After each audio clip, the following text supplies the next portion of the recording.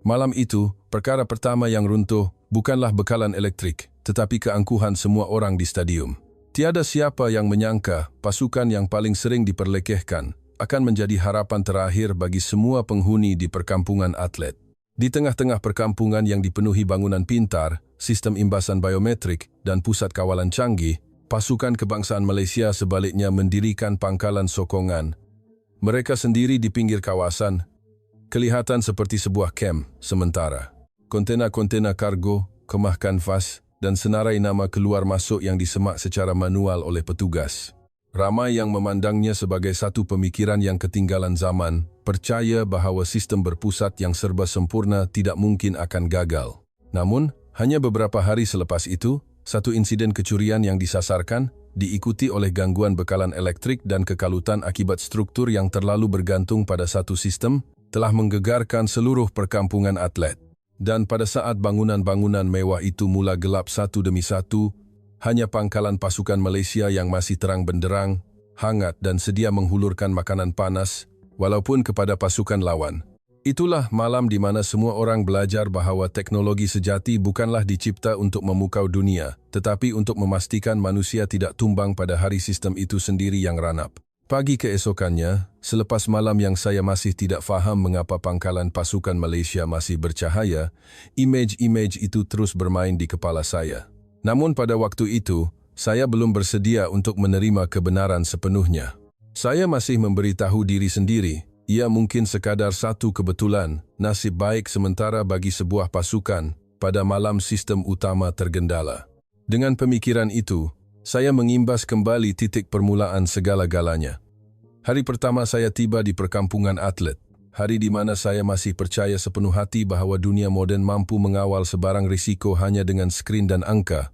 Nama saya Lucas Ryland. Saya bekerja dalam bidang sistem keselamatan dan penilaian risiko untuk Temasyasukan Antarabangsa selama lebih 15 tahun. Tugas saya bukanlah untuk berdiri di atas pentas memberi arahan, bukan juga orang yang akan dikerumuni media.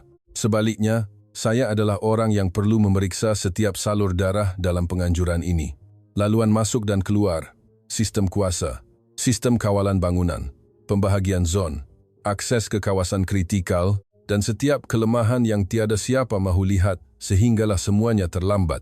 Saya pernah memeriksa penganjuran di pelbagai negara, pernah melihat tamasya yang kelihatan indah tetapi rapuh, dan tamasya yang nampak biasa tetapi mampu mengharungi krisis. Namun, kali ini, saya akui saya amat kagum dengan pihak penganjur sejak dari minit pertama lagi. Perkampungan atlet pada tahun itu direka bentuk seperti sebuah simulasi masa depan. Bangunan penginapan tinggi tersusun kemas, kawasan umum yang luas dan bersih, semuanya dihubungkan oleh sistem pintar di hampir setiap peringkat. Bermula dari pintu masuk yang menggunakan pengesahan identiti berbilang lapisan, sehinggalah ke sistem kawalan suhu, pencahayaan, dan penggunaan tenaga yang dipaparkan secara masa nyata pada skrin di pusat operasi. Saya masih ingat perasaan ketika berdiri di hadapan panel kawalan gergasi itu. Berpuluh-puluh set data mengalir di hadapan saya dengan teratur, beban elektrik, penggunaan air, pergerakan orang di setiap zon, status peralatan sandaran, dan isyarat amaran yang hampir tiada sebarang kelainan. Ia adalah gambaran sebuah kestabilan yang biasa saya lihat dan percayai sebagai seorang yang pakar dalam sistem. Saya berpaling kepada pasukan jurutera tuan rumah dan bertanya tentang pelan kontingensi. Mereka menjawab dengan pantas, seolah-olah sudah berlatih berkali-kali. Penjana kuasa sandaran, sistem pengalihan beban automatik, perlindungan daripada akses tanpa kebenaran, dan pelan pengasingan sekiranya berlaku kegagalan di titik tertentu. Jawapan mereka begitu tajam dan meyakinkan sehinggakan saya hanya mengangguk tanpa perlu bertanya lanjut. Ketika itu, saya berfikir, inilah standar sebuah acara bertaraf dunia. Sistem yang baik harus mengurangkan kesilapan manusia ke tahap minimum. Jika semuanya direka dengan betul, sebahagian besar risiko sudah ditutup sejak dari awal lagi. Tetapi pemeriksaan saya tidak berakhir di zon bangunan utama. Saya perlu berjalan melihat kawasan sokongan di sekelilingnya. Stor simpanan, kawasan teknikal, laluan kenderaan perkhidmatan, dan zon yang digunakan oleh setiap pasukan kebangsaan untuk menguruskan hal ehwal dalaman mereka. Ketika kenderaan perkhidmatan membawa saya keluar dari teras perkampungan, kemewahan bangunan berkaca itu perlahan-lahan hilang dari pandangan. Kemudian, saya ternampak sesuatu yang membuatkan dahi saya berkerut serta-merta. Beberapa buah kontena kargo disusun secara modular. Terdapat khemah kanvas melindungi beberapa peralatan, penghadang ringkas di pintu masuk, dan 2 orang petugas sedang menyemak senarai nama orang yang keluar masuk secara manual. Bukan dengan pengimbas, bukan pintu automatik, bukan sistem yang bersambung dengan papan pemuka pusat. Itu pasukan Malaysia, jawab pegawai perhubungan yang mengiringi saya apabila saya bertanya. Pangkalan sokongan berasingan mereka untuk menjaga peralatan, pemakanan, dan logistik dalaman. Saya terdiam seketika. Bukan kerana tidak faham penjelasannya, tetapi kerana saya tidak faham sebab di sebaliknya. Apabila sudah ada sistem pusat yang begitu moden dan lengkap, mengapa perlu wujudkan satu lagi sistem yang bertindih? Mengapa perlu gunakan petugas untuk menyemak nama satu persatu? Mengapa perlu ada laluan pengangkutan yang berasingan? Mengapa menyusahkan keadaan? Saya tidak menyuarakan rasa tidak setuju saya secara langsung, tetapi dalam hati saya sudah membuat kesimpulan. Ini adalah tanda ketidakpercayaan terhadap sistem bersama dan mungkin tabiat sebuah pasukan yang suka melakukan semuanya sendiri lebih daripada yang diperlukan. Sambil saya memerhati dari jauh, saya perasan beberapa butiran yang pada waktu itu saya anggap tidak penting. Petugas-petugas Malaysia itu tidak kelihatan tegang atau kelam kabut. Mereka bekerja dalam senyap, ringkas, dan setiap orang seolah-olah tahu tugas masing-masing tanpa perlu diarahkan berulang kali. Penghantar barang tiba, nama disemak, destinasi disahkan, dan barang diserahkan serta-merta. Laluan pergerakan orang dan laluan peralatan diasingkan dengan jelas.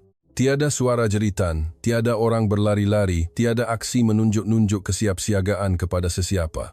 Ia adalah satu kesederhanaan yang pada ketika itu saya tafsirkan sebagai ketinggalan zaman, sedangkan hakikatnya, ia adalah disiplin dalam senyap. Saya terus berjalan tanpa berfikir panjang dan kembali ke bangunan utama untuk menyelesaikan senarai semak terakhir untuk hari itu. Pada sebelah petang, ada satu taklimat ringkas dengan wakil dari pelbagai jabatan, pasukan keselamatan, pasukan teknikal, dan penyelaras kontingen atlet. Suasananya dipenuhi dengan keyakinan. Semua orang bercakap tentang majlis perasmian yang bakal tiba seolah-olah semuanya akan berjalan lancar mengikut perancangan. Saya juga salah seorang yang berfikiran begitu. Dalam laporan lapangan saya menulis dengan nada yang agak positif. Sistem utama berada pada tahap kesiapsiagaan tinggi. Respons pusat kawalan sangat baik, pelan kontingensi jelas. Risiko-risiko utama berada pada tahap yang boleh diurus.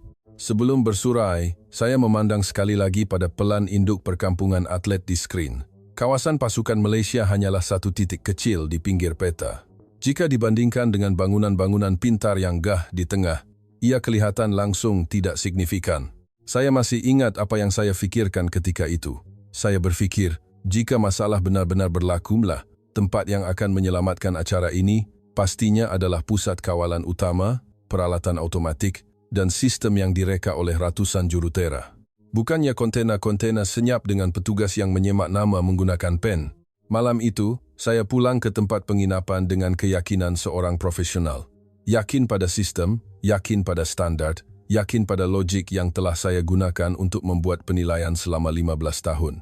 Dan mungkin, terlalu yakin sehingga tidak nampak bahawa kesiapsiagaan sejati tidak terletak pada sistem yang berfungsi dengan baik pada hari biasa sahaja. Ia terletak pada sesuatu yang masih boleh berfungsi, walaupun normaliti itu sendiri runtuh satu demi satu tanpa sebarang amaran. Dan saya langsung tidak tahu, tidak lama lagi, titik yang saya pandang remeh di pinggir peta itu akan menjadi pusat graviti bagi seluruh perkampungan atlet pada malam yang paling sejuk. Keesokan paginya, saya bercadang untuk memulakan kerja dari bangunan utama seperti biasa. Tetapi sebelum tiba di pusat kawalan, tanpa sedar saya mengarahkan pemandu untuk membuat lencongan ke arah pinggir kawasan sekali lagi. Seolah-olah ada sesuatu yang tidak selesai di fikiran saya dari malam semalam. Imej cahaya dari pangkalan pasukan Malaysia yang tetap tenang dan hangat di tengah-tengah kekalutan sistem pusat masih menghantui saya. Saya memberitahu diri sendiri, saya hanya mahu memeriksa dengan lebih teliti, mahu mencari penjelasan yang logik, supaya saya boleh kembali mempercayai apa yang saya yakini selama ini dengan tenang. Apabila kenderaan menghampiri zon itu, saya dapat melihat butiran yang lebih jelas berbanding hari pertama. Kontena-kontena itu tidak diletakkan secara berselerak seperti yang saya sangkakan. Ia disusun menjadi blok-blok fungsi yang jelas. Ada laluan utama, laluan perkhidmatan, kawasan penyimpanan peralatan, kawasan penyediaan makanan, dan tempat rehat untuk kru. Semuanya terasing dengan teratur. Di pintu masuk, terdapat sebuah meja kecil dengan buku log tebal diletakkan di sebelah radio komunikasi. Tanda arah zon ditulis ringkas tetapi jelas dalam bahasa Inggris dan bahasa Melayu. Seorang petugas menyemak nama, seorang lagi memerhati pergerakan di sekeliling lalu memberi isyarat pendek kepada pasukan di dalam. Tiada sikap berjaga-jaga yang berlebihan. Tiada usaha untuk menunjukkan kepada sesiapa betapa bersedianya mereka. Tetapi semuanya kelihatan mengalir dengan sendirinya dalam suasana yang senyap luar biasa. Saya turun dari kenderaan dan berdiri memerhati dari jauh. Pegawai perhubungan tuan rumah yang bersama saya bertanya sama ada saya mahu masuk dan berbincang. Saya jawab, belum lagi, walaupun hakikatnya saya lebih teringin untuk melihat apa yang ada di dalam. Saya tidak mahu kelihatan seolah-olah saya tertarik pada sesuatu yang semalam saya anggap tidak perlu. Jadi, saya memilih untuk memerhati sebagai orang luar dan menggunakan pandangan seorang juru analisis sistem untuk mencari kelemahan. Saya cuba mencari kelemahan terlebih dahulu. Contohnya, penggunaan petugas untuk menyemak nama mungkin mudah terlepas pandang. Catatan tangan mungkin sukar untuk disemak semula. Bergantung pada pengecaman wajah secara terus mungkin lebih lambat daripada imbasan. Tetapi semakin lama saya melihat, saya nampak perkara lain. Setiap kali ada orang keluar masuk, petugas itu bukan sekadar menyemak nama. Dia melihat barang yang dibawa, memastikan ia sepadan dengan destinasi, bertanya tujuan secara ringkas, barulah membenarkannya lalu. Yang penting, orang yang masuk seolah-olah sudah tahu peraturannya. Tiada siapa yang menunjukkan rasa rimas, tiada siapa yang membantah, tiada siapa yang cuba melangkau prosedur. Saya tidak pasti sama ada ini hasil latihan yang baik atau budaya kerja pasukan itu. Tetapi apa yang saya lihat di hadapan saya ialah disiplin yang tidak memerlukan jeritan. Di satu sudut pangkalan, beberapa buah kenderaan serbaguna diletakkan dengan kemas. Ada yang bersambung dengan kabel ke kotak agihan kuasa atau peralatan lain yang tidak dapat saya pastikan dari jarak itu. Saya bertanya kepada pegawai perhubungan sama ada kenderaan itu hanya untuk mengangkut barang. Dia menjawab, mungkin pelbagai fungsi. Encik, pasukan Malaysia selalunya menyediakan banyak perkara sebagai persediaan. Perkataan persediaan membuatkan saya tersenyum sinis. Dalam hati saya berfikir, inilah masalahnya. Banyak pasukan suka membawa kebimbangan sendiri ke dalam sistem bersama, akhirnya mewujudkan pertindihan yang tidak perlu. Tetapi semakin saya berfikir begitu, satu lagi imej menarik perhatian saya. Seorang kaki tangan wanita dari pasukan Malaysia sedang menyerahkan sekotak bekalan kepada seorang petugas lain. Dia berhenti, menunjuk senarai pada sekeping kertas, membuat kiraan di hadapan petugas itu, dan kedua-duanya menandatangani borang serahan dalam masa kurang dari setengah minit. Kotak itu kemudiannya terus dihantar ke zon dalaman. Ia bukanlah gambaran sebuah sistem manual yang lambat. Sebaliknya, ia pantas dengan cara yang langsung tidak memerlukan skrin.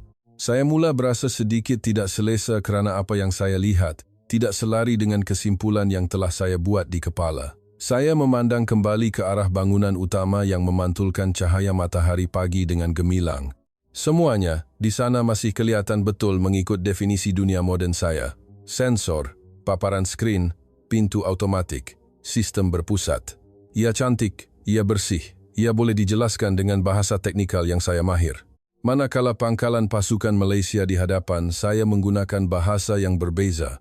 Bahasa orang yang melihat benda sebenar, memegang benda sebenar, bertanggung jawab ke atas benda sebenar, dan bersedia untuk situasi yang belum berlaku. Saya masih belum menerima bahasa itu, tetapi saya sudah mula mendengarnya. Pada sebelah petang, saya mempunyai mesyuarat kecil dengan wakil keselamatan dari beberapa pasukan. Perbualan kebanyakannya masih berkisar tentang kecekapan sistem pusat dan jadual kesiapsiagaan sebelum majlis perasmian. Semua orang bercakap dengan nada yang begitu yakin, hampir serupa antara satu sama lain. Ada seorang yang menyebut tentang pasukan Malaysia secara bergurau. Mereka itu agaknya bawa padang latihan dan dapur sendiri sekali.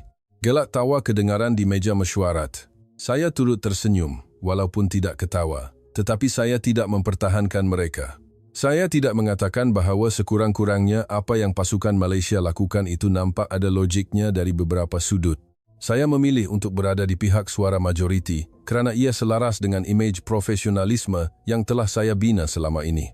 Walau bagaimanapun, selepas mesyuarat selesai, Saya berjalan melepasi tingkap kaca panjang yang membolehkan saya melihat ke arah pinggir perkampungan atlet. Mata saya secara tidak sengaja terhenti pada titik kecil yang sama sekali lagi. Pangkalan pasukan Malaysia masih beroperasi dalam senyap. Orang keluar masuk mengikut rentak, seperti sejenis jentera. Tetapi jentera yang dipacu oleh pemerhatian, pengesahan semula, dan tanggungjawab individu, bukan sekadar kebenaran akses dalam sistem. Saya berdiri memerhati tidak sampai seminit, kemudian terus berjalan. Kerana jika saya berdiri lebih lama, saya mungkin terpaksa mengakui bahawa saya mula tertarik pada sesuatu yang semalam baru sahaja saya putuskan sebagai tidak perlu. Malam itu, saya menyemak semula nota pemeriksaan saya. Laporan itu masih ditulis dalam bahasa yang sama. Sistem utama sedia untuk digunakan, tahap risiko dalam lingkungan terkawal, langkah-langkah kontingensi mencukupi. Tetapi di dalam kepala saya, ada satu lagi ayat yang muncul, yang saya belum berani tulis. Dan bagaimana jika mencukupi itu hanya cukup pada hari, di mana semuanya masih menurut perintah sistem? Saya masih belum ada jawabannya. Dan pada waktu itu, saya masih fikir soalan ini tidak akan perlu digunakan. Tetapi kebenaran sedang berjalan mendekat dalam senyap, sama seperti pasukan Malaysia di pinggir peta itu.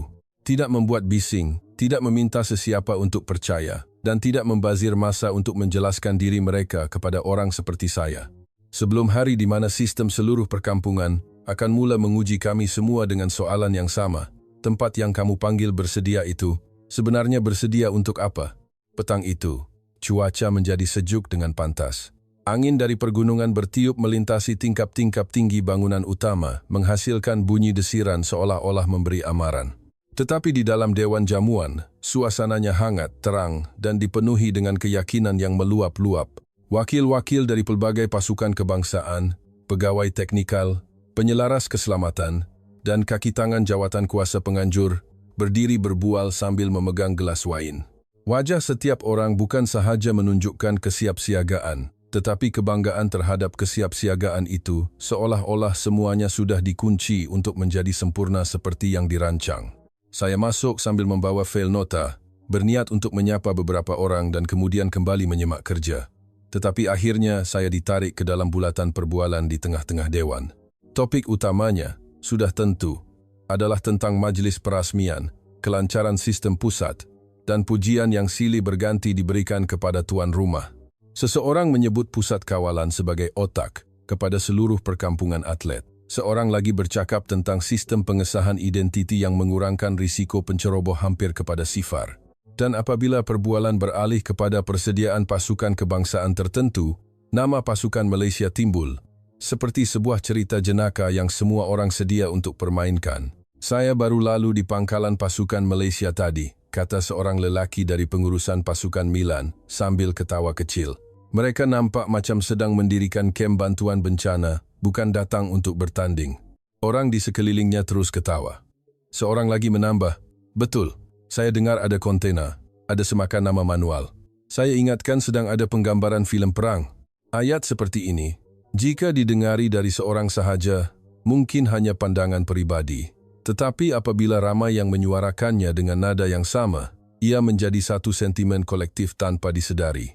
Satu sentimen yang percaya bahawa kemodenan bersamaan dengan keunggulan dan kesederhanaan adalah isyarat keterbelakangan.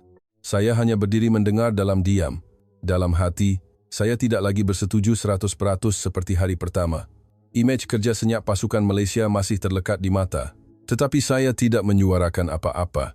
Saya memilih untuk tersenyum nipis dan mengangkat gelas sebagai ganti kepada sebarang bantahan.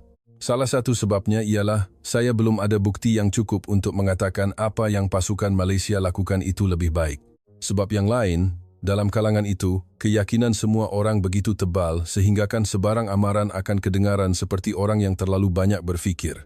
Saya tahu, dalam dunia penganjuran acara besar, orang yang bercakap tentang risiko ketika semuanya masih kelihatan baik, selalunya dianggap tidak memahami gambaran besar.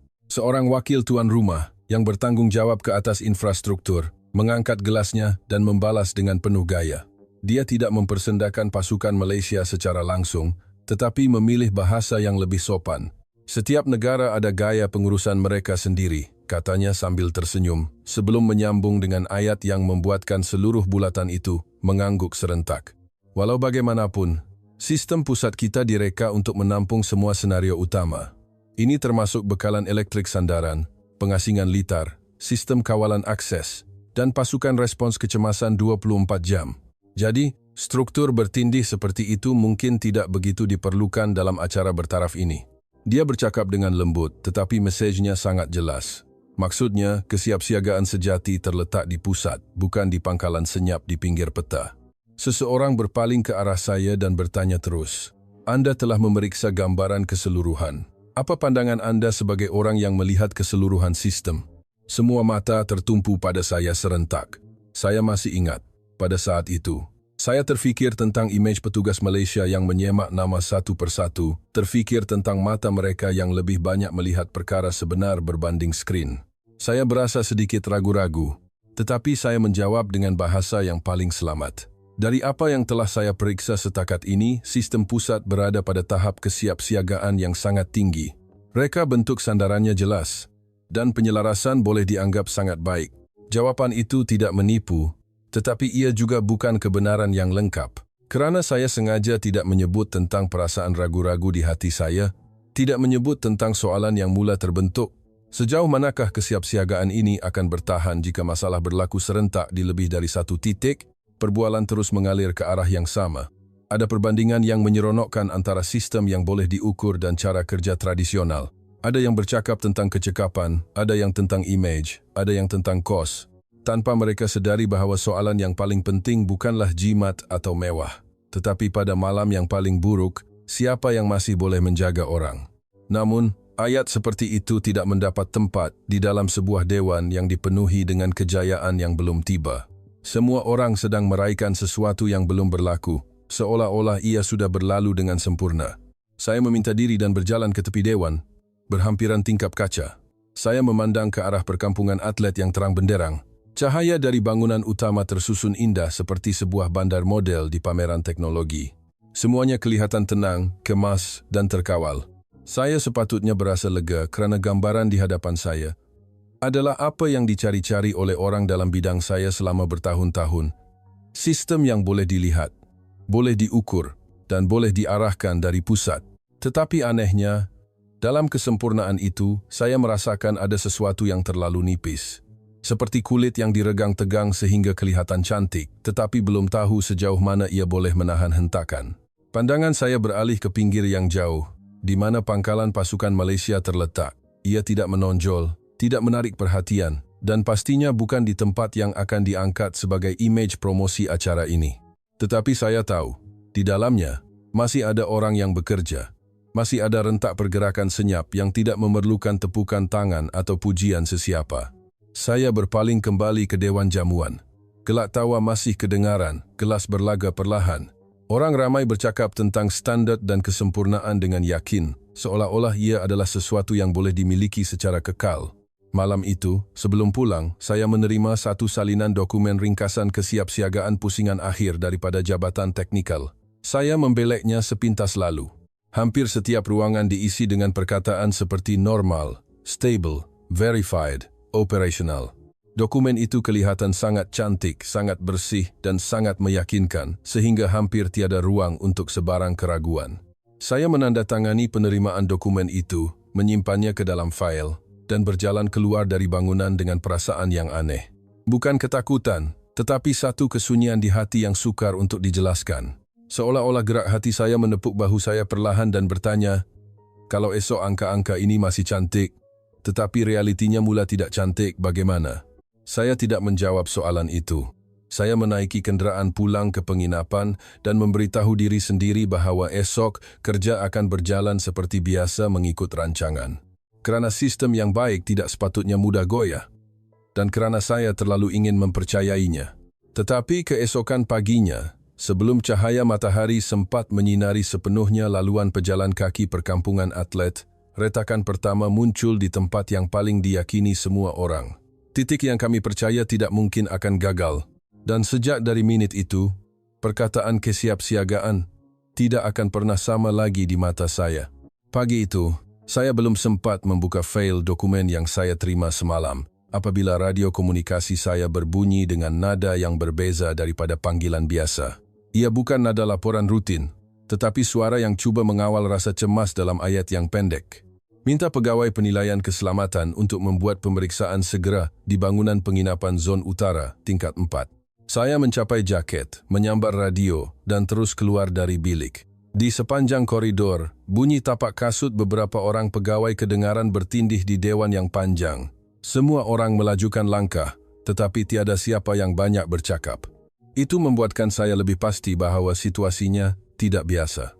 Apabila tiba di hadapan bangunan, suasananya sangat berbeza dari malam semalam. Koridor yang sepatutnya sunyi pada waktu pagi kini dipenuhi oleh pengawal keselamatan, wakil pasukan, dan polis tempatan yang sedang mengepung kawasan itu. Beberapa orang atlet berdiri di hadapan bilik mereka dengan wajah pucat dan keliru. Salah seorang daripada mereka menggenggam penumbuknya begitu erat sehingga buku lalinya memutih. Saya meminta laluan untuk masuk dan bertanya kepada pegawai yang bertugas apa yang telah berlaku. Dia menjawab ringkas, tetapi ayat itu membuatkan saya terdiam seketika. Ada barang penting yang hilang. Bukan sekadar wang atau barang pribadi. Ia peralatan pertandingan dan dokumen perjalanan. Saya masuk ke bilik pertama yang dilaporkan. Bilik itu tidak kelihatan seperti digeledah oleh pencuri biasa. Tiada kesan selongkar yang berselerak. Tiada kerosakan yang jelas. Beberapa beg masih berada di tempatnya, pakaian masih berlipat, tetapi barang yang hilang adalah barang yang sangat spesifik dan menakutkan.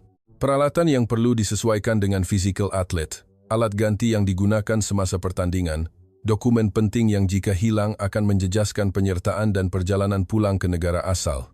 Saya melihat senarai barang yang ditulis oleh penghuni bilik itu dan terus tahu ini bukan kes curi rambang. Pelakunya tahu apa yang perlu diambil dan apa yang tidak perlu disentuh. Di bilik sebelah, situasinya hampir sama. Barang berharga dalam erti kata, biasa masih ada, tetapi barang yang berkaitan dengan pertandingan pula hilang secara sistematik. Seolah-olah ada seseorang yang faham item mana yang akan memberi kesan kepada keadaan mental dan kesediaan atlet beberapa hari sebelum pertandingan sebenar. Kehilangan seperti ini bukan sahaja menyusahkan. Ia meranapkan seluruh perancangan latihan, penalaan peralatan, dan keyakinan yang dibina berbulan-bulan lamanya. Saya memandang wajah wakil pasukan yang sedang cuba menjelaskan senarai barang hilang kepada polis. Dia bukan sahaja marah, dia kelihatan seperti orang yang cuba menahan diri daripada berputus asa. Apa yang memburukkan keadaan ialah soalan yang sama dari semua pihak. Bagaimana ini boleh berlaku? Bangunan ini menggunakan sistem akses berbilang lapisan. Akses adalah terhad. Pintu disambungkan kepada sistem pengesahan identiti. Rekod keluar masuk disimpan secara automatik. Jika orang luar yang menceroboh masuk, sepatutnya ada isyarat amaran atau sebarang jejak. Saya diminta untuk memeriksa data bersama pasukan teknikal dengan segera. Kami bergegas ke bilik kawalan kecil, membuka rekod pada jangka masa kejadian dianggarkan berlaku, dan meneliti log keluar masuk satu persatu.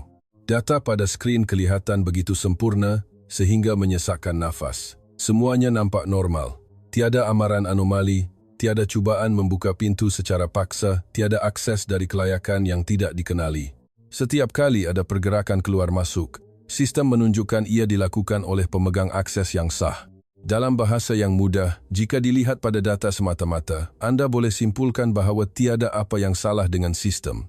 Tetapi, itulah yang membuatkan saya mula berasa seram sejuk. Kerana di dunia nyata, ada barang yang benar-benar hilang, ada atlet yang berdiri menggigil, dan ada kerosakan yang sedang berlaku di hadapan mata kami.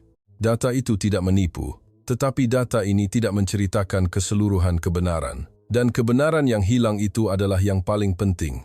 Ini bermakna, orang yang keluar masuk itu mungkin seseorang yang memang mempunyai akses, atau sekurang-kurangnya berada dalam laluan kerja yang dianggap normal oleh sistem. Sama ada kaki tangan penyelenggaraan bangunan, pasukan pembersihan, juru teknik, atau mana-mana pihak berkaitan yang boleh bergerak bebas tanpa mencetuskan amaran sistem. Saya duduk memandang skrin dalam diam dan teringat perbualan di Dewan Jamuan semalam.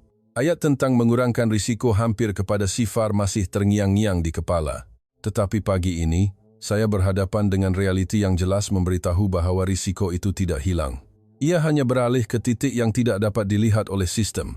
Dan itu adalah perkara yang sangat berbeza daripada keselamatan. Pasukan teknikal cuba menjelaskan bahawa ini mungkin kes terpencil, satu kelompongan operasi, bukan kegagalan sistem utama. Dari sudut kejuruteraan ia mungkin betul. Tetapi dari sudut pandangan orang yang perlu melindungi keseluruhan acara, saya mula sadar bahawa pembahagian istilah seperti itu langsung tidak membantu atlet yang kehilangan barang. Berita tersebar lebih pantas daripada yang saya jangkakan. Dalam masa kurang dari sejam, wakil-wakil dari pasukan lain mula menghantar orang untuk bertanya tentang langkah-langkah tambahan. Ada yang bertanya terus sama ada mereka patut memindahkan peralatan penting keluar dari bilik penginapan. Ada yang meminta kawalan keselamatan tambahan untuk pasukan mereka. Ada yang tidak berkata apa-apa, tetapi riak wajah mereka jelas menunjukkan bahawa kepercayaan telah merosot. Saya menjawab mengikut tugas dengan kata-kata yang paling berhati-hati. Kami sedang menyiasat. Kami akan meningkatkan langkah keselamatan.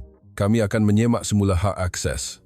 Tetapi setiap kali saya bercakap, saya merasakan kata-kata itu lebih ringan daripada beban ketidakpastian yang sedang merebak di seluruh perkampungan atlet. Semasa berjalan keluar dari bangunan tempat kejadian, pandangan saya secara tidak sengaja terarah ke pinggir kawasan sekali lagi. Pangkalan pasukan Malaysia masih beroperasi dalam senyap seperti biasa. Tiada tanda-tanda panik, tiada larian kelam kabut seperti orang yang baru menerima berita buruk. Imej itu tidak membuatkan saya terus menerima bahawa mereka betul, tetapi ia menimbulkan persoalan yang selama ini saya cuba elakkan. Jika kejadian yang sama berlaku kepada mereka, adakah struktur seperti itu akan menanganinya dengan cara yang berbeza? Saya tidak berani menjawabnya, tetapi kali ini, saya tidak lagi boleh ketawa mendengar soalan itu. Sepanjang hari itu, saya hampir tidak berehat. Kami mengadakan beberapa mesyuarat tergempar, memperkemas langkah-langkah keselamatan, memeriksa laluan masuk, menyemak semula senarai pemegang akses, dan menambah bilangan petugas di titik-titik tertentu. Semuanya kelihatan seperti sedang dibaiki mengikut prosedur. Tetapi dalam hati saya tahu, ada sesuatu yang telah berubah. Dan yang berubah bukan hanya tahap kawalan. Ia adalah cara saya memandang perkataan sistem. Saya mula melihat jurang antara apa yang boleh diurus oleh sistem dan apa yang dianggap oleh sistem sebagai keadaan normal walaupun risiko sedang membesar di dalamnya. Malam itu, saya pulang ke bilik lebih lewat dari biasa. Saya membuka laporan yang sama yang baru saya tulis beberapa jam sebelumnya dan merenung perkataan stable lebih lama daripada yang sepatutnya. Saya belum memadamnya, tetapi saya tidak lagi mempercayainya seperti dahulu. Retakan pertama bukan pada pintu, bukan pada rekod akses, dan bukan hanya pada peralatan yang hilang. Retakan pertama berlaku di dalam diri saya sendiri.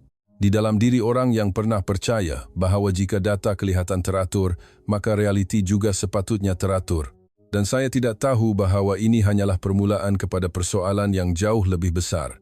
Kerana pada hari berikutnya, perkara yang akan menggegarkan kami semua bukan lagi sekadar kehilangan barang, tetapi sesuatu yang menyentuh soal kehangatan, cahaya, dan keperluan asas kehidupan seluruh perkampungan atlet. Sesuatu yang tiada siapa sangka boleh terlepas dari genggaman sistem dengan begitu mudah. Pagi selepas insiden kecurian, saya masih berasa seolah-olah berjalan di atas permukaan yang mula retak, tetapi belum runtuh sepenuhnya. Acara masih berjalan, jadual latihan masih padat. Pasukan teknikal masih menegaskan bahawa semua komponen utama sistem berada dalam keadaan terkawal dan langkah-langkah sementara yang kami laksanakan semalam nampaknya sedikit menenangkan keadaan. Saya sendiri cuba kembali bekerja seperti biasa, menyemak data, meneliti senarai risiko, dan percaya pada proses langkah demi langkah. Tetapi jauh di sudut hati, saya tahu keyakinan yang lama itu tidak akan kembali. Apa yang tinggal hanyalah disiplin seorang pekerja yang perlu terus maju. Pada sebelah petang, saya pergi ke stadium latihan tertutup untuk membuat pemeriksaan keselamatan berkala. Para atlet sedang berlatih mengikut rentak masing-masing. Bunyi bilah meluncur, bunyi kasut menghentam lantai, suara jurulatih memberi arahan dari semasa ke semasa. Semuanya kedengaran normal, sesuatu yang sepatutnya menenangkan orang seperti saya. Saya sedang berdiri di belakang zon pegawai, mencatat nota tentang laluan kecemasan dan titik perhimpunan tambahan yang baru kami kemas kini selepas insiden semalam. Kemudian, ia berlaku tanpa sebarang amaran. Lampu di atas gelanggang berkelip sekali, seperti orang mengelipkan mata. Kemudian, ia padam. Padam sepenuhnya. Pada saat itu, seluruh stadium menjadi sunyi sepi sebelum bunyi bising meletus serentak dari pelbagai arah. Suara orang memanggil, bunyi peralatan berhenti berfungsi, bunyi pegawai berlari ke arah pusat kawalan kecil. Kegelapan di dalam stadium tertutup bukan seperti kegelapan malam di mana mata boleh beransur-ansur menyesuaikan diri. Ia adalah kegelapan yang datang serta-merta dan memotong segala-galanya. Secara automatik, saya menghidupkan lampu sulu dari telefon saya dan mula membantu pegawai berdekatan untuk membawa orang keluar dari zon berisiko. Perkara pertama yang saya rasakan bukan sahaja kekeliruan, tetapi kedinginan yang mula mencengkam dengan pantas. Apabila sistem lampu tergendala, sistem yang berkaitan dengan kawalan suhu turut mula terjejas di beberapa bahagian. Dan dalam cuaca seperti itu, kesejukan bukanlah perkara kecil. Lampu kembali menyala tidak lama kemudian, cukup untuk kami menganggapnya sebagai gangguan sementara. Tetapi dalam acara sebenar, perkataan sementara tidak begitu melegakan seperti yang difikirkan oleh pereka sistem. Kerana kerosakan tidak hanya berlaku semasa gelap, ia datang dari akibat selepas itu. Saya menerima panggilan radio secara berterusan. Beberapa bangunan penginapan menghadapi masalah, sistem pemanas tidak dapat ditetapkan semula dengan sempurna. Di beberapa zon, pintu elektronik bertindak balas dengan perlahan. Sebahagian daripada sistem dapur utama terpaksa dihentikan sementara untuk pemeriksaan keselamatan. Pegawai di lapangan mula berlari lebih kerap. Suara di radio mula bertindih. Dan yang paling penting, soalan daripada pasukan-pasukan mula berubah daripada apa yang berlaku kepada bila ia akan kembali normal. Saya dipanggil ke bilik mesyuarat kecemasan serta-merta. Pasukan teknikal menjelaskan, ia adalah disebabkan oleh anomali pada beban kuasa di beberapa fasa, digabungkan dengan sistem pemutus litar perlindungan yang bertindak terlalu pantas di salah satu litar. Dari segi kejuruteraan, ia masuk akal. Tetapi orang di dalam bilik pada masa itu bukan hanya mahukan penjelasan teknikal, mereka mahukan jaminan bahawa ia tidak akan berulang semasa sesi latihan atau pertandingan sebenar. Dan jaminan seperti itu semakin sukar untuk diberikan selepas insiden kecurian semalam. Saya duduk mendengar laporan sambil memerhatikan riak wajah setiap orang. Pihak tuan rumah masih cuba mengawal nada supaya tenang, tetapi ketenangan kali ini berbeza dari malam jamuan. Ia bukan lagi keyakinan. Ia adalah usaha untuk menyembunyikan rasa tidak yakin daripada melimpah keluar. Selepas mesyuarat, saya keluar untuk memeriksa sendiri keadaan di beberapa bangunan penginapan. Banyak koridor masih terang, tetapi suasananya jelas berbeza. Beberapa atlet berdiri berkumpul di hadapan bilik kerana sistem pintu baru sahaja dapat digunakan semula.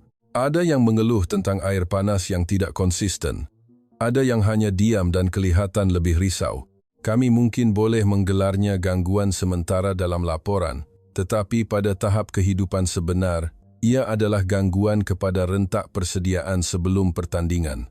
Tidur, rehat, makan, dan rasa selamat, semuanya mula menjadi tidak menentu serentak. Semasa saya berjalan keluar dari salah sebuah bangunan penginapan, angin sejuk menghempas muka saya lebih kuat berbanding waktu pagi.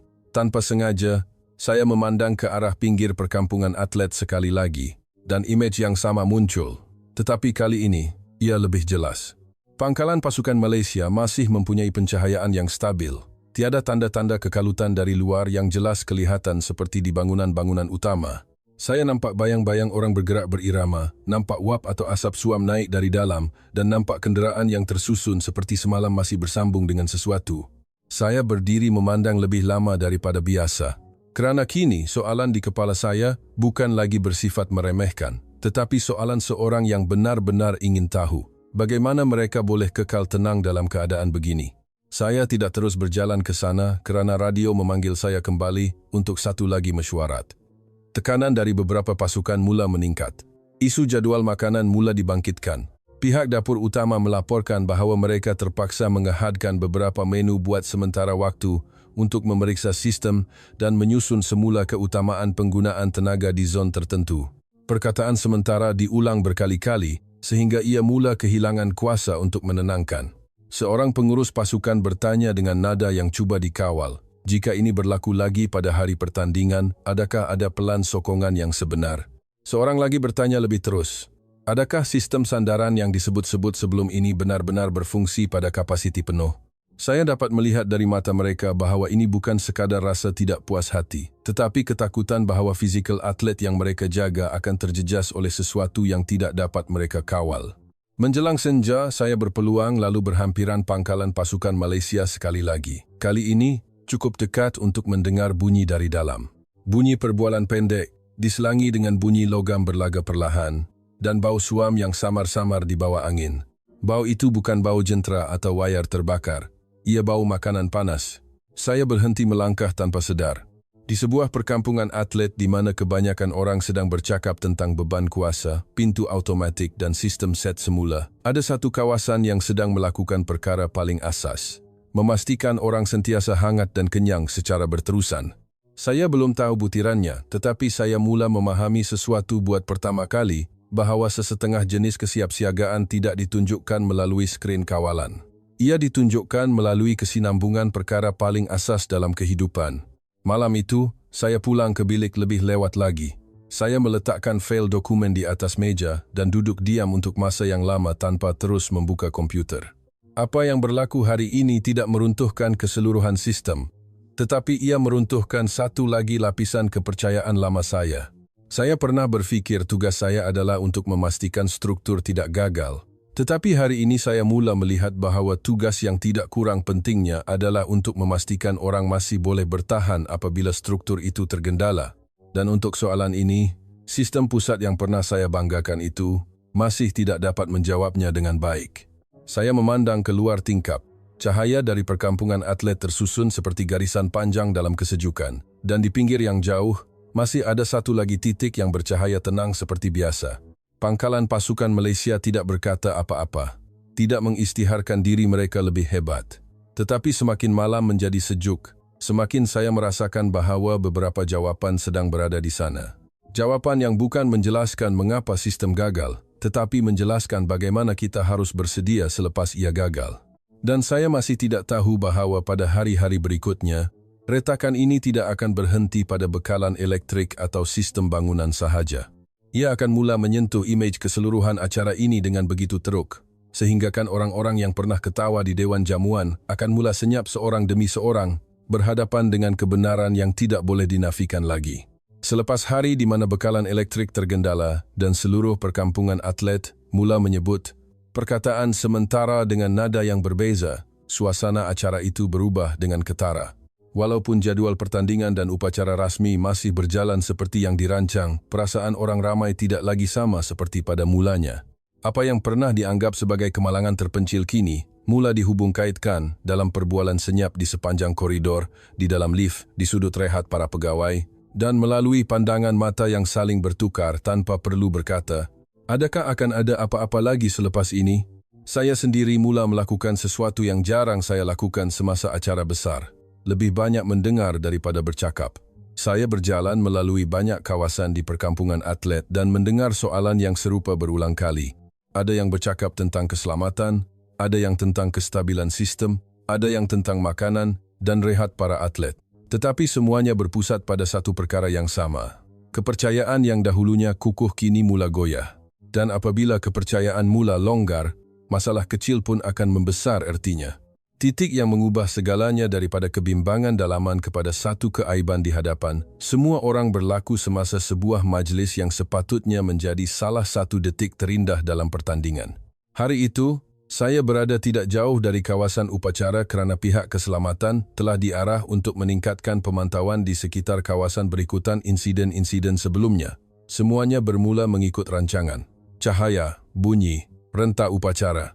Orang ramai berdiri di posisi masing-masing. Para atlet berjalan ke pentas kehormat dengan wajah yang bersinar dengan kepenatan dan kebanggaan. Ia sepatutnya menjadi detik di mana tiada siapa yang ingat tentang sistem kerana makna sukan itu sendiri lebih besar.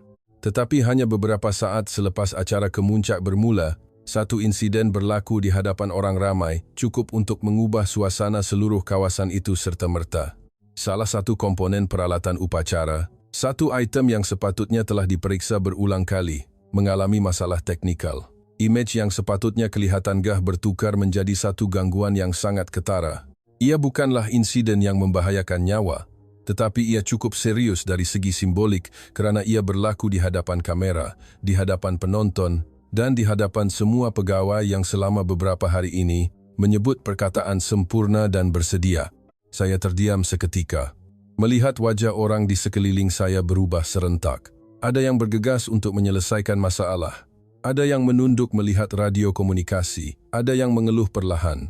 Tetapi apa yang paling kuat kedengaran di telinga saya bukanlah suara orang ramai. Ia adalah ayat di dalam kepala saya sendiri. Ini bukan lagi satu kebetulan. Kerana apabila Anda mempunyai satu insiden pencerobohan kepercayaan, diikuti oleh kegagalan infrastruktur asas, dan kemudiannya kesilapan simbolik di kawasan awam, apa yang runtuh bukan sekadar komponen atau prosedur. Apa yang runtuh ialah keseluruhan naratif yang kami gunakan untuk menyokong imej acara ini selama ini. Selepas upacara tamat, suasana di belakang tabir menjadi lebih tegang berbanding apa yang pernah saya saksikan dalam mana-mana penganjuran bertaraf ini. Penjelasan teknikal disampaikan dengan pantas. Ada yang menuding kepada satu komponen yang rosak, satu jangka masa tertentu, atau satu kesilapan kecil. Semuanya mungkin benar dari segi teknikal, tetapi saya mula melihat dengan lebih jelas bahawa realiti yang dihadapi orang ramai bukan sekadar punca kerosakan. Ia adalah soalan yang lebih besar. Mengapa dalam sebuah acara yang melabur begitu banyak untuk imej kesempurnaan, ada begitu banyak kerapuhan yang muncul di setiap lapisan, dari bilik penginapan, sistem elektrik, sehinggalah ke pentas upacara? Saya berjalan keluar dari kawasan itu dan tidak terus kembali ke pusat kawalan, walaupun mengikut tugas saya sepatutnya berada di sana. Saya memilih untuk berjalan melalui laluan luar, membiarkan angin sejuk menampar muka saya seolah-olah mahu menjernihkan fikiran. Tetapi semakin saya berjalan, imej setiap insiden semakin bercantum di kepala. Insiden kecurian membuatkan saya sadar bahawa data yang cantik boleh menyembunyikan kelemahan. Gangguan elektrik membuatkan saya sadar bahawa sistem pusat boleh gagal secara berantai. Dan insiden di upacara ini membuatkan saya sadar bahawa imej yang paling kita banggakan mungkin adalah bahagian yang paling nipis. Saya teringat dengan jelas dewan jamuan malam itu. Gelak tawa, gelas wain, kata-kata tentang standar dunia, sistem pintar, pertindihan yang tidak perlu, dan pangkalan pasukan Malaysia yang pernah dijadikan bahan jenaka. Pada masa itu saya berada dalam bulatan itu dengan selesa. Tetapi malam ini, walaupun tiada siapa di hadapan saya berasa seolah-olah berdiri di tengah-tengah kesunyian yang lebih berat daripada sebarang kritikan. Kerana jauh di lubuk hati, saya mula sedar bahawa saya bukan sekadar silap dalam beberapa perkara. Saya mungkin telah menggunakan standar penilaian kesiapsiagaan yang salah sejak dari awal lagi. Saya berhenti di satu titik di mana saya dapat melihat pinggir perkampungan atlet dengan jelas. Kali ini, saya tidak terpandang ke arah pangkalan pasukan Malaysia. Saya sengaja memandangnya. Cahaya dari pangkalan itu masih tenang dan stabil. Seperti setiap malam sebelumnya, tiada usaha untuk menarik perhatian sesiapa, tiada papan tanda yang mengisytiharkan mereka lebih bersedia, tiada sebarang isyarat kemenangan, walaupun pada masa itu, ramai orang sudah mula menyebut tentang mereka. Saya melihat bayang-bayang orang bergerak di sebalik khemah, melihat rentak kerja yang tidak laju tetapi tidak juga perlahan. Dan semakin saya melihatnya, semakin saya merasakan bahawa jawapan yang saya cari selama beberapa hari ini tidak berada di dalam laporan terkini atau pada skrin papan pemuka pusat. Ia berada di kawasan ringkas yang pernah saya putuskan sebagai tidak perlu. Saya berdiri di situ cukup lama sehingga keraguan di hati saya mula berubah bentuk. Ia bukan lagi rasa ingin tahu orang luar. Bukan juga keinginan untuk mencari kesalahan bagi membuktikan saya betul. Saya benar-benar mahu masuk dan melihat apa yang mereka letakkan di dalam sana, apa yang mereka jangkakan, apa yang mereka lindungi, dan yang paling penting, bagaimana mereka berjaya mengekalkan kesinambungan keperluan asas ketika sistem yang dibanggakan oleh seluruh penganjuran ini sedang gagal berulang kali. Malam itu, sebelum kembali ke bilik, saya membuka fail laporan saya dan merenung dokumen itu lama-lama. Tetapi buat pertama kalinya sejak tiba di sini, saya tidak bermula dengan angka. Saya menulis satu ayat pendek dalam buku nota pribadi saya terlebih dahulu.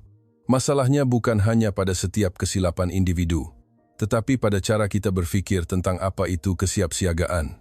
Saya menutup buku nota, menyimpan pen, dan membuat keputusan.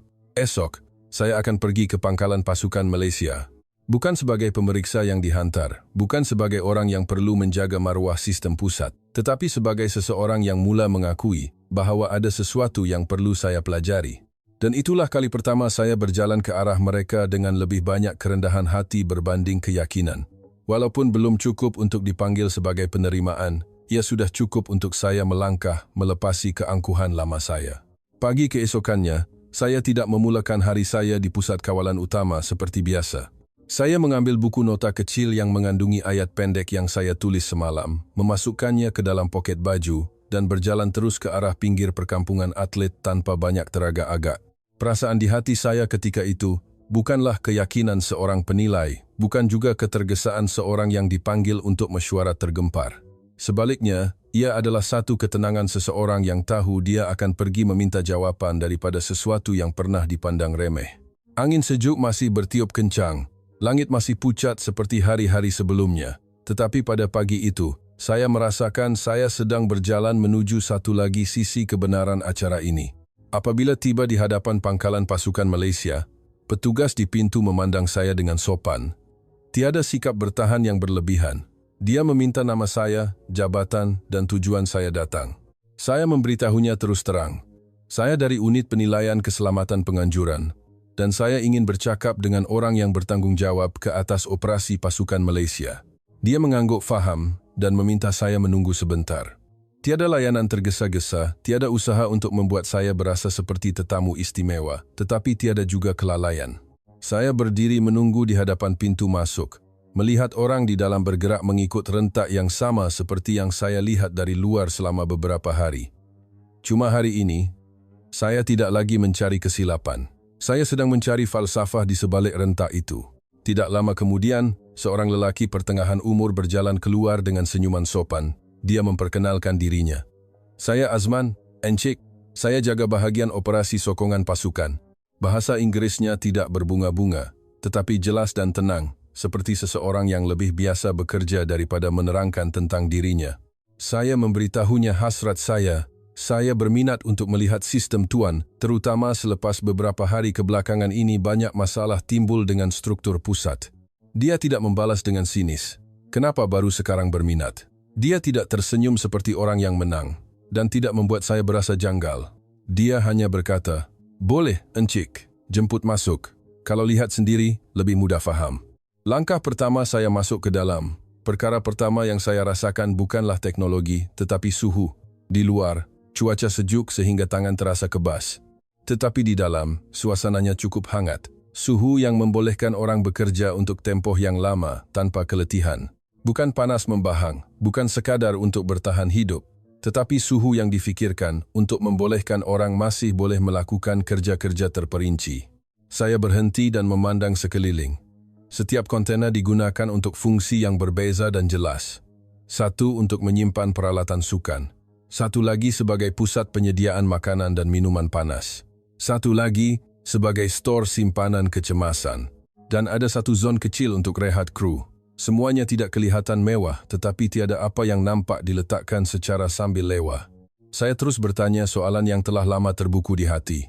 Malam ketika sistem elektrik tergendala, bagaimana di sini masih boleh beroperasi tanpa gangguan?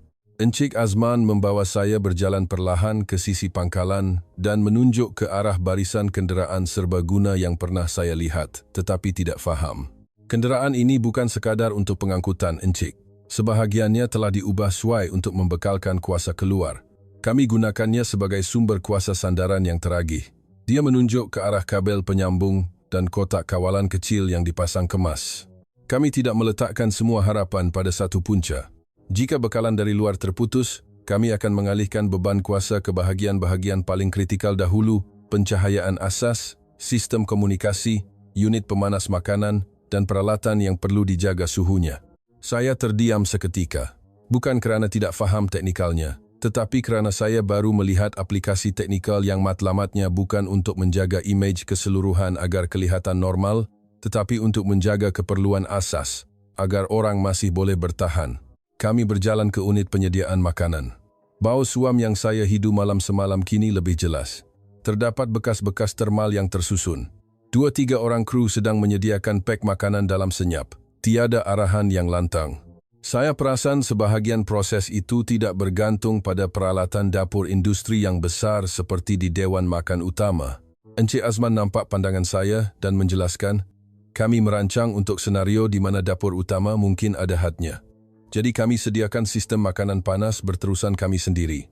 Ada bekas termal, unit pemanas mudah alih yang tidak bergantung sepenuhnya pada sistem pusat, dan menu yang direka untuk membantu pemulihan badan dalam cuaca sejuk.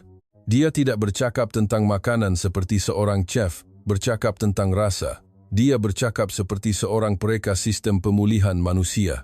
Saya memandang semangkuk sup yang masih berasap dan faham serta-merta mengapa saya begitu tertarik dengan baunya malam semalam. Ia bukan sekadar bau makanan. Ia adalah bau kesinambungan di tempat di mana banyak perkara lain tidak lagi bersambung. Kemudian, dia membawa saya melihat stor simpanan. Saya menjangkakan akan melihat bekalan yang cukup untuk pasukan mereka sahaja. Tetapi apabila dia menunjukkan senarai inventory, saya bertanya kembali, ini nampaknya lebih daripada keperluan pasukan tuan, bukan?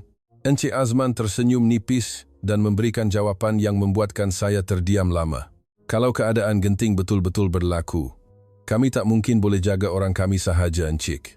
Orang di kawasan yang sama, sejuknya sama, laparnya pun sama. Dia mengatakannya dengan begitu bersahaja, seolah-olah ia perkara biasa. Bukan untuk membina imej baik hati, bukan untuk menggunakan perkataan ihsan untuk menjelaskan, tetapi apa yang dikatakannya itulah ihsan dalam bentuknya yang paling mendalam. Ihsan yang telah direka bentuk lebih awal dalam bentuk stok bekalan, masa dan tenaga manusia. Saya berpaling melihat sistem keluar masuk mereka sekali lagi. Kali ini, saya melihatnya dengan pandangan yang sama sekali berbeza. Buku log itu bukan lagi simbol keterbelakangan. Ia adalah alat accountability yang mengenal pasti individu. Orang yang menerima barang, ada namanya. Orang yang menyerahkan, ada namanya. Orang yang memberi kebenaran, wujud secara fisikal. Tiada siapa yang boleh bersembunyi di sebalik hak akses dalam sistem semata-mata. Encik Azman menjelaskan, kami guna kaedah paling mudah yang semua ahli pasukan faham seragam. Siapa ambil apa, untuk buat apa, mesti boleh jawab terus. Bila ada masalah, kami tak perlu buang masa meneka siapa orangnya dalam log digital. Penjelasan ini tidak menafikan teknologi, tetapi ia membuatkan saya melihat apa yang telah saya terlepas pandang selama ini. Teknologi yang baik tidak semestinya menggantikan manusia sepenuhnya. Kadang-kadang, ia sepatutnya membantu manusia untuk bertanggung jawab antara satu sama lain dengan lebih jelas. Sebelum saya beredar, saya bertanya soalan terakhir yang saya tidak boleh tidak tanya. Mengapa tuan semua bersedia sampai ke tahap ini dari awal lagi? Adakah tuan menjangkakan masalah besar akan berlaku? Encik Azman diam seketika seolah-olah memilih kata-kata dan menjawab dengan nada yang sama tenang dan jujur. Kami tidak fikir ia mesti berlaku, Encik. Tetapi kami sudah terbiasa hidup dengan ketidaktentuan.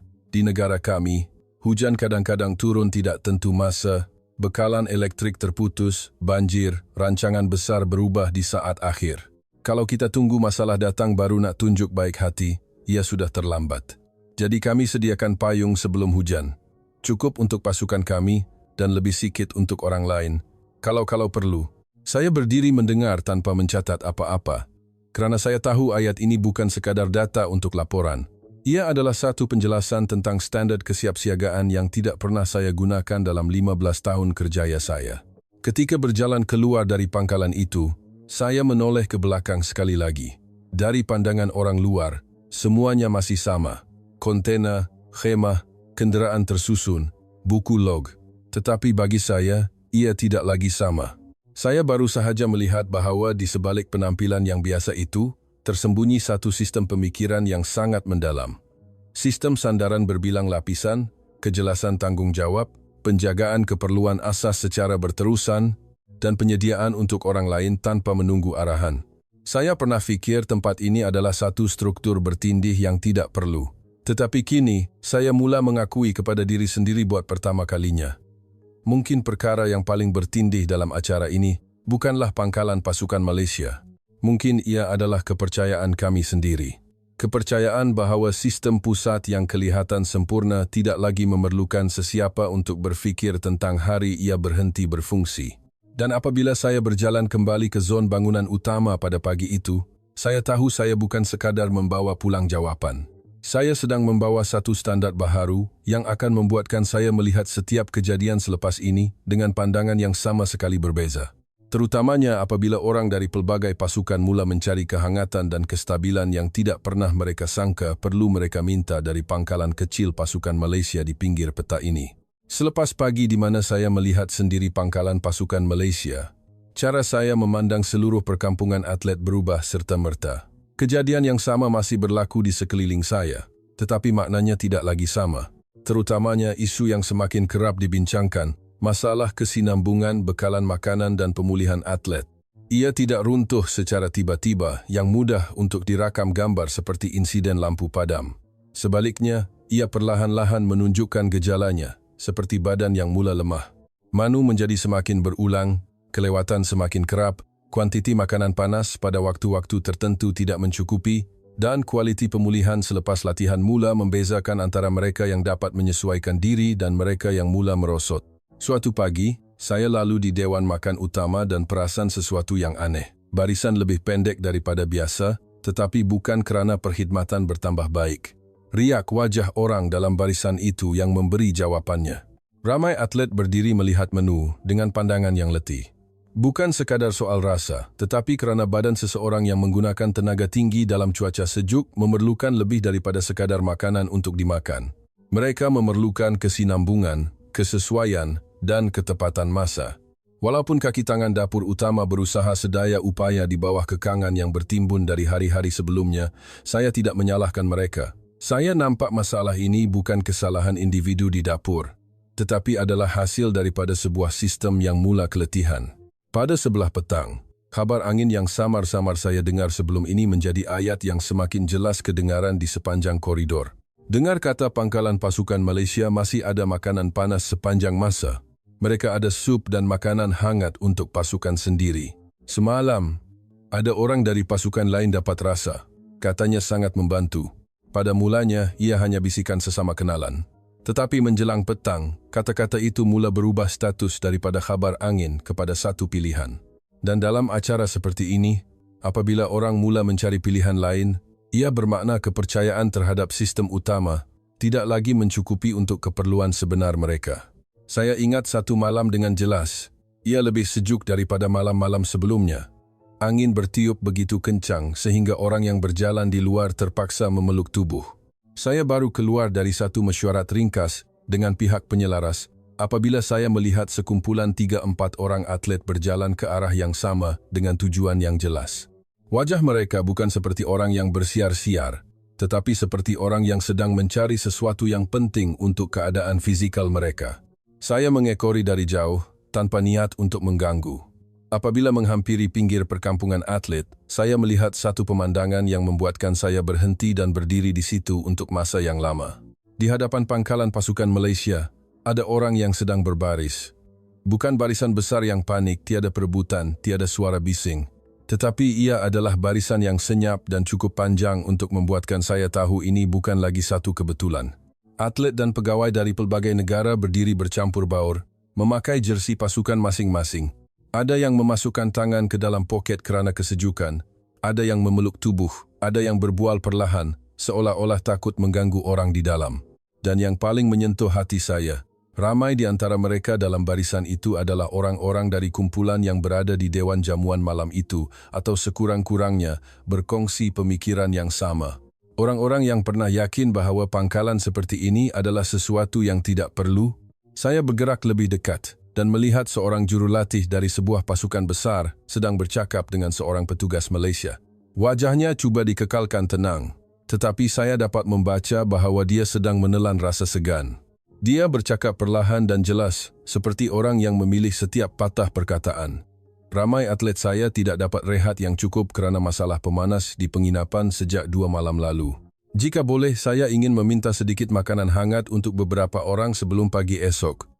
Ayat itu tidak panjang, tetapi ia sangat berat. Kerana ia adalah ayat yang lahir apabila keegoan seorang penjaga pasukan terpaksa mengalah kepada keperluan atletnya. Petugas Malaysia yang menerima permintaan itu tidak membuatnya berasa lebih sukar. Dia tidak bertanya sinis, tidak membandingkan, kenapa baru sekarang datang minta.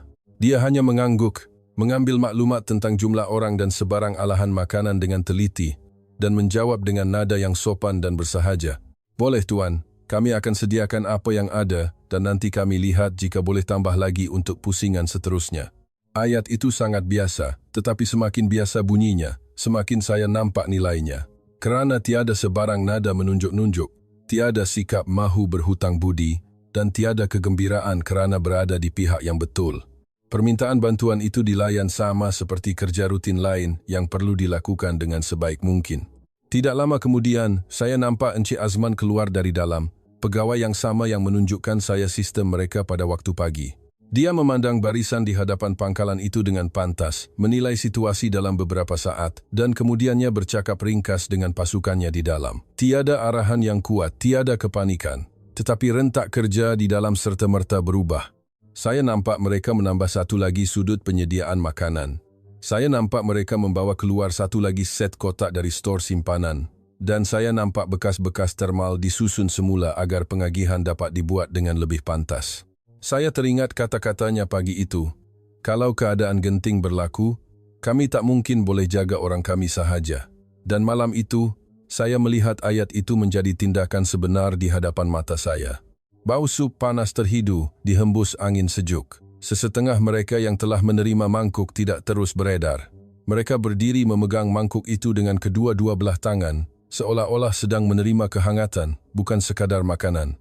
Saya melihat seorang atlet memejamkan matanya seketika selepas hirupan pertama, bukan kerana rasanya yang mewah, tetapi kerana badannya seolah-olah telah kembali kepada rentak yang hilang selama beberapa hari. Saya melihat seorang pegawai dari pasukan lain mengambil makanan bagi pihak atletnya sambil menundukkan kepala sebagai tanda terima kasih yang tulus. Dan saya melihat petugas Malaysia membalasnya dengan senyuman kecil yang tidak membuat sesiapa berasa terhutang budi. Itulah apa yang saya fikirkan sebagai semangat Malaysia yang sejati. Membantu sehabis baik tetapi dengan cara yang tidak menjatuhkan maruah penerima. Kemudian, saya ternampak seseorang yang membuatkan imej malam itu lebih mendalam. Dia adalah seorang pegawai dari jabatan yang pernah bercakap tentang pertindihan yang tidak perlu di Dewan Jamuan. Malam ini, dia berdiri tidak jauh dari hujung barisan. Wajahnya senyap, sangat berbeza dari hari itu. Dia tidak memotong barisan, tidak menggunakan kedudukannya untuk meminta layanan istimewa. Dia berdiri menunggu seperti orang lain. Saya tidak tahu apa yang difikirkannya, tetapi saya tahu, kadang-kadang kebenaran tidak mengubah seseorang melalui perdebatan. Ia mengubah seseorang melalui imej yang ringkas. Imej di mana Anda terpaksa berdiri dalam kesejukan, menunggu untuk menerima kehangatan daripada sesuatu yang pernah Anda perlekehkan.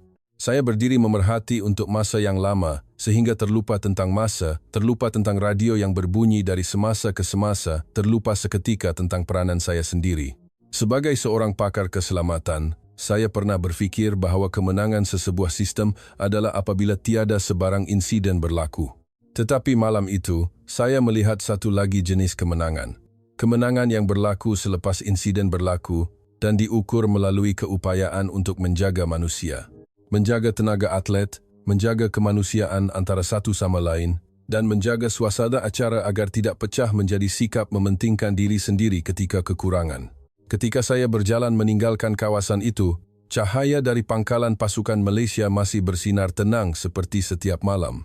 Tetapi bagi saya, ia bukan lagi sekadar cahaya lampu. Ia adalah bukti nyata bahawa kesiapsiagaan sejati bukanlah tentang membuat semuanya kelihatan sempurna pada hari tiada masalah. Ia adalah tentang memastikan orang masih boleh berdiri teguh apabila masalah datang dari pelbagai arah serentak. Dan pada malam yang paling sejuk dalam acara itu, saya tahu pemenang pertama di luar gelanggang pertandingan bukanlah mereka yang berada di bangunan paling pintar, tetapi mereka yang berada di pangkalan kecil di pinggir peta, yang memilih untuk menyediakan kelangsungan hidup dan budi pekerti sebelum imej luaran sejak dari hari pertama lagi. Malam itu, apabila saya tiba di bilik, saya membuka draft laporan yang tertangguh dan duduk merenung skrin lebih lama daripada biasa. Saya masih menulis tentang sistem elektrik, kawalan akses, dan titik-titik berisiko seperti yang ditugaskan. Tetapi ada sesuatu yang berubah dengan jelas. Buat pertama kalinya dalam bertahun-tahun, saya tidak menggunakan kemodenan sebagai paksi utama penilaian saya. Saya menggunakan frasa kesinambungan kehidupan manusia sebagai gantinya. Saya menulis, pasukan Malaysia bukan sekadar mempunyai pelan kontingensi yang baik, tetapi mereka mempunyai satu kerangka pemikiran yang wajar diangkat sebagai standard untuk acara antarabangsa. Bersedia untuk hari di mana sistem utama tergendala, dan mereka bentuk bantuan agar dapat dilaksanakan secara nyata tanpa merendahkan martabat penerima. Sebelum menutup komputer riba saya berhenti menaip dan menambah satu lagi baris nota peribadi di bahagian akhir. Saya mengakui kepada diri sendiri dengan jujur, Selama 15 tahun, saya percaya bahwa sistem yang sempurna akan melindungi segalanya.